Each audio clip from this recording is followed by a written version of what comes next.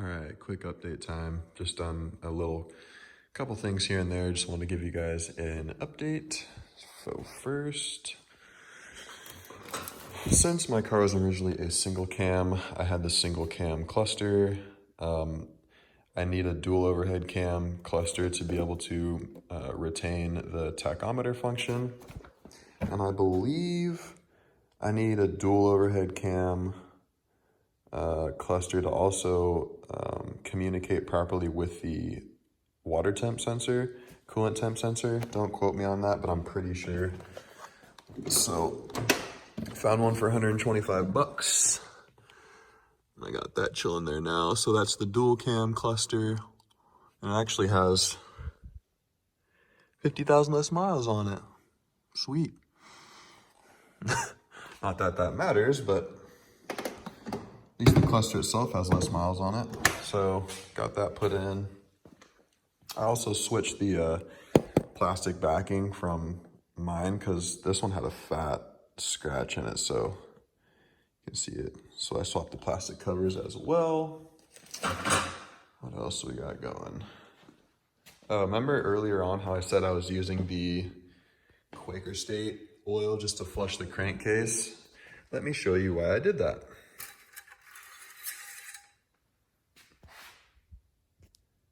See how dirty that is?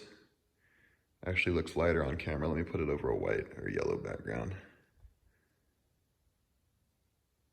And that is from about 10 minutes total runtime, no load, just me revving it a little bit. That's how dirty it is. So I would recommend doing the same. Let me try and get the dipstick back in there. But yeah, that's why I flushed it with just cheap oil, because it doesn't matter, you're gonna be dropping it out anyways. So I'm using that as like my mod testing oil and me getting everything sorted, like timing,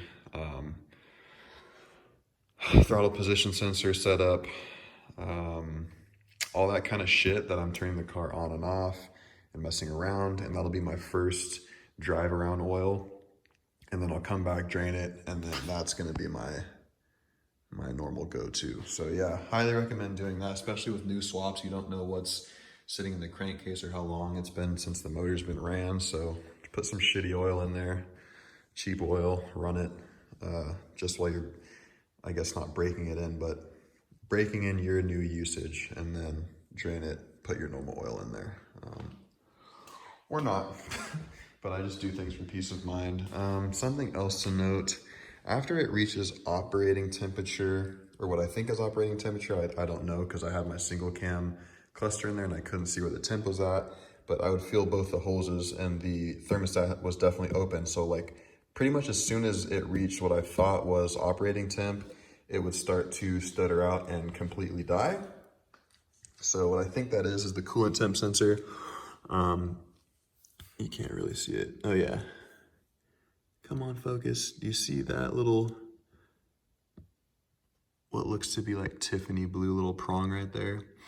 That's where the ECU signal for the coolant temp sensor is. And if it's not reading correctly, like that one might not be because I didn't replace it because I'm an idiot, it might be not sending the correct signal. And I think what's happening is the ECU is over-richening the fuel and it's just killing it. Because what also helped me confirm that was when I try to run into the car and press the gas pedal to keep it going, it dies more. So I think that is part of the problem. So I have that on order. And then, I can't remember if I showed you guys this, but this O2 housing ended up getting fucked up just because it was so hard to get the bolts out. So I'm gonna order a new one of those. Trying to find a cast one right now because I don't want a stainless O2 housing. Those are prone to cracking. So I will be ordering that and putting that in. It's usually a nightmare to do O2 housings on most cars just because all the heat cycles that the bolts and nuts have gone through just like lock them down on there. But this one doesn't seem too bad, at least with being able to reach them, because another problem is most turbo cars have them in some stupid ass place and you can't get a good angle on the nut or bolt and you just end up stripping them. So we'll see how that goes. I'm not too worried about this right now because it'll run like that, but there is a couple big exhaust leaks, so I'm gonna order one of those at some point. Oh, and I have a neighbor like 6 houses down that also owns a 240. He is gonna trade me all his 4-lug stuff for my 5-lug stuff. Not only that, but I'm getting rid of my extended knuckles, my extended lower control arm, and I think that's it, because I don't want any of that drift setup type shit on here, so, and he does want it, so it worked out perfectly. And plus with the wheels I'm running, the wheel size I'm running, which is like 15 and 16, I'm better off with 4-lug. I don't need the 5-lug, so we're just gonna swap straight over. So I will be at least videoing the install. I may video me taking it apart, but it's kind of boring. Trying to think what else. Haven't really ran into any other issues besides the ones I just mentioned. Nothing that seems like it's going to be too big of a deal. As far as the interior goes, I haven't put the dash back in yet, and that is because I actually bought a long acre switch panel. So it's going to have the push to start. So you see how we've been dealing with this dumb shit right here that the previous owner put in? Well, we're going to have a whole panel chilling like right here. It's going to be, is it going to be above or below the radio? It's going to be below the radio, so I think it'll be the lowest piece, and it'll be sitting flush, and it will have an ignition switch. So the ignition switch is going to look like that. You see that little flip like arm disarm switch? That's what the ignition is going to look like, and then it will have a push start next to it, and then I'll have the lights switch and the wiper switch. So remember how I was saying the previous owner hardwired all the shit? This is the start. Where is the other one? I think I threw them somewhere, but so I had the starter hardwired, I had the wipers hardwired, and I had the headlights hardwired.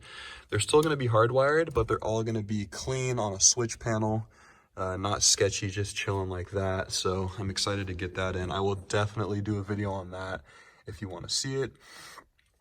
So that should be here by the end of the week.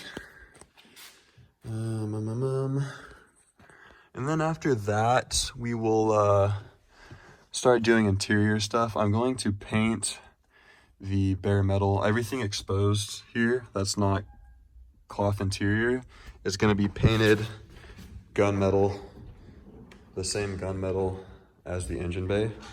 So I'll be making a video on that as well. I think that's it for now.